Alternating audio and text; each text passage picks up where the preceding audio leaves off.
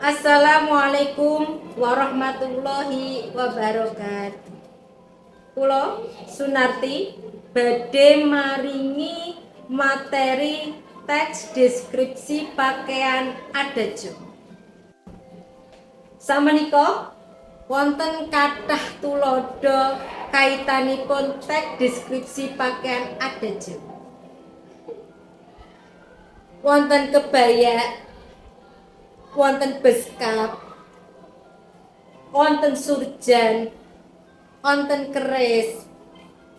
Menika ugi wonten blangkon, blangkon khas Jogja, ugi blangkon khas Solo, kemben lan staging. Menika kathah sanget.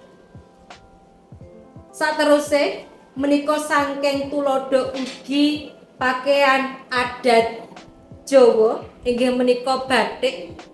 Corak batik menika ugi kathah. Nggih. Sepisan menika wujud corak batik parang Solo. Salajengipun corak batik parang Jogja. Ugi corak batik melih wonten inggih menika Udan Liri Jogja Solo. Wonten ing sisih sampinge menika tuntrung. Salajengipun inggih menika corak batik Grompol. Ugi wonten melih corak batik Kawung. Melih ugi wonten corak batik Sidoasih lan Sidomukti. Nah, sapunika wonten materi ingkang perlu digatekake nalika nulis teks deskripsi. Apa to iku teks deskripsi? Teks deskripsi yaiku salah sawijining wujud tulisan nggih kang ana sesambungane karo pambudidayane utawa ide penulis kanggo menehi katerangan saka sawijining objek. Objek menika kathah. Saged panggonan, saged manungsa, utawi saged barang. Lah kangge pakaian adat Jawa menika kangge objekipun nggih menika objek barang. Sajroning teks deskripsi penulis mindahaken kesan-kesan, mindahake asiling pengamatan lan rasa pangrasane marang pamaca. Tulisane niku njlentrehake sifat lan sekabehane katerangan wujud kang bisa ditemtokake saka objek kasebut. Tujuane kenapa to kok nulis teks deskripsi menika? Ingkang sepisan inggih menika ngripta utawa nyiptakake daya hayal pamaca seolah-olah bisa nyawang objek kuwi kanthi wutuh lan cetha. Kaping kalih inggih menika nggambaraken objek wau niku sak nyata-nyatane. Jinising karangan deskripsi menika ugi wonten kalih. Sepisan karangan deskripsi objektif yaiku salah sawijining katerangan kang anggone nggambarake niku objek mau ora dibarengi karo pendapat saka penulis. Karepe piye to kok ora dibarengi pendapat? Maksudipun menika berarti saged mendhet saking tokoh-tokoh mangke dilebetke wonten teks deskripsi objektif menika. Ingkang angka kalih inggih menika karangan deskripsi subjektif. Yaiku salah sawijining karangan kang anggone nggambarake objek iku dibarengi kalian pendapat saka penulis. Sehingga imajinasine menika langkung kathah. Nggih, saking penulis piyambak. Salajengipun topik-topik kang bisa dikembangke dadi tulisan deskripsi yaiku sepisan kahanan ruang menika saged kahanan ruang kelas, ruang sekolahan wonten ing desane piyambak-piyambak niku kalebu kahanan ruang. Salajengipun kahanan barang. Pakaian adat Jawa sing sampun digunakake menika minangka dados kahanan barang ingkang dados objekipun. Ingkang salajengipun kahanan proses. Menika proses gawe klambi kebaya, proses arep resik lingkungan sekolah, proses lan sapiturute lah minangka niku dados kahanan proses nalika nulis teks deskripsi. Dan iki perlu digatekake sanget nalika arep nulis teks deskripsi. Ingkang angka sepisan menika para siswa kedah nemtokake rumiyin nggih, nemtokake underaning perkara utawa tema ingkang nalika arep ditulis. Kaping kalih inggih menika ngumpulake katerangan-katerangan kanthi ngamati pengamatan langsung. Saumpami kok ngamati objek wujude pakaian adat, tuladanipun beskap yaiku berarti beskap minangka objek langsung. Kaping 3 menika nyatet perangan-perangan utawa bagian bab kanthi teliti, aja nganti kliwat. Kaping 5 lah niki nulise kanthi njinglengi, kanthi urut, cetha, isine kedah mentes, milih tembunge kedah trep. Lah perlu digatekaken ugi nggatekake panulisan kang trep. Yaiku kepiye?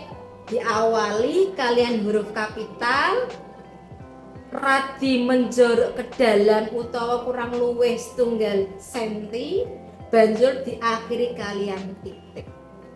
Menawi paragraf berarti wonten pinten-pinten kalimat. Mengke saged dipun kembangake nalika nulis teks deskripsi. Ingkang pungkasan menika naliti lan benerake ukara supaya dadi karangan kang luwih becik. Menika wonten tuladha wacana deskripsi ingkang irah-irahan batik. Ingkang paragraf sepisan, batik yaiku kain kang ginambar saka piranti kang jenenge malem ditulisake utawa dicorekake.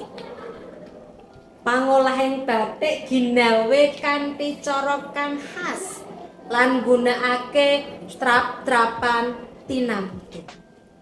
Mula saka iku ora bakal batik minangka sawijining asil karya luhur bangsa Indonesia kang dilakoni dening donya lumantar UNESCO kawitan tanggal 2 Oktober 2009. Ingkang paragraf kalih sakliyane duwe kekhasan panggaweane, maneka jinis corake iku uga dadi perangan kang narik kawigatèn.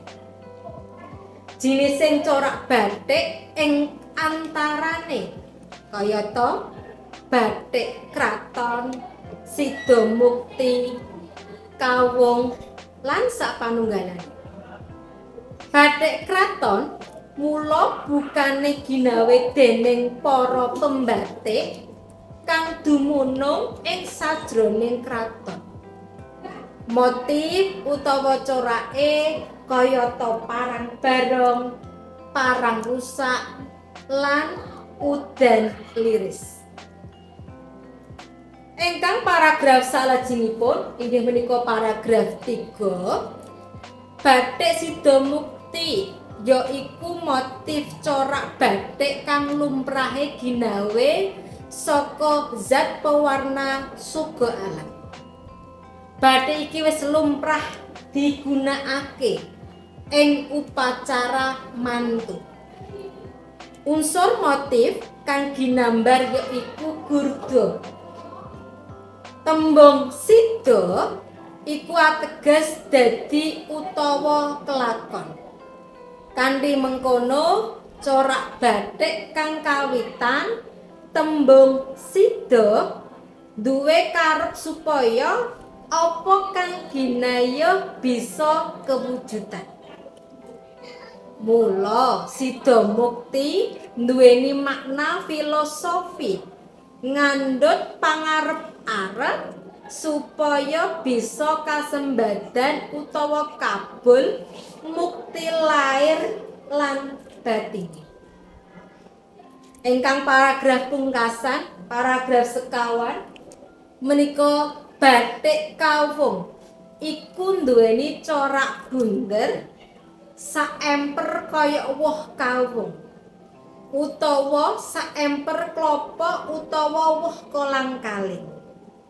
Kala mangsa corak iki uga dianggep minangka gambaran reroncening kembang trate kang mekrok. Kembang trate tumrape wong Jawa nduweni makna nglambangake umur dawa lan kesucen. Corak bathik kawung uga kaperang saka wujude gedhe lan cilike. Kawung picis iku corak kawung kang ginambar saemper bunderan cilik-cilik. Ing jaman biyen picis iku dhuwit pangaji 10 senyang wujude cilik. Kawung bribir corake saemper kawung picis.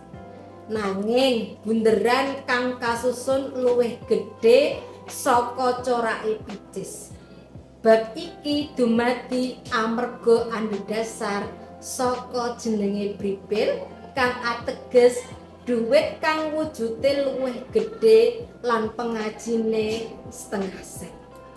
Saking tuladha menika saged dipun jinglengi saking per paragraf pertama menika kalimat pertama niku kalimat utama. Salajengipun menika kalimat penjelas. Ugi wonten mau paragraf kalih berarti nggih sami menawi badhe nulis wacana tes deskripsi menika sepisanan kalimat utama riyin sabanjuripun nembe kalimat penjelas. Niku sabanjure saking paragraf 3 paragraf sekawan. Tema-tema kasebut saged dipun wiyaraken utawi saged miturut ide-ide saking para siswa. Saged temane saking bentuk, saking ciri khususe menapa, utawa saking segi maknane, utawa nggih digunakake kangge menapa, minangka niku gumantung rembagane utawa idene saking panulis. Mekaten matur suwun saking kawula cekap semanten. Wassalamualaikum warahmatullahi wabarakatuh.